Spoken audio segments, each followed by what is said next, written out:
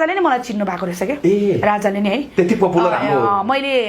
कोइबा कुकुर्नीलाई नि आजकल ऋषि धमलाले काजको पावर दिन सक्दैन रहेछ रे के हो यसलाई चाहिँ राजाले पहिल्यैबाट चिन्नुहुन्थ्यो रे राजाले फोटो खिच्न बोलाउनु भयो अरे यति धेरै पपुलर त हुने त भइसक्यो अब रात दिन हमला कि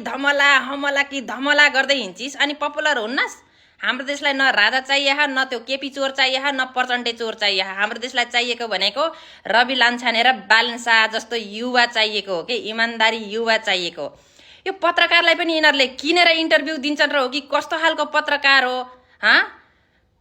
पुलिसले मजाले दनक लाएको रहेछ हिजो अस्ति चोटै चोट भएको थिए अहिले फेरि नेपाली बुढोले सुमसुमाउन लाग्छ यसलाई कहिले कोसँग कतिवटाको पोइ बिगार्छिस् है तैँले कतिवटाको छोरा बिगार्छिस् एउटासँग बस्न छपक्का लागेर बिहा गरेर कहिले यता कहिले उता किरा पर्लाई जाठी तँलाई लाज लाग्दैन अरूको पोइहरूसँग टाँसिएर सुमसुमाउँदै हिँड्नलाई कुकुर्नी बिहा गर एउटासँग बस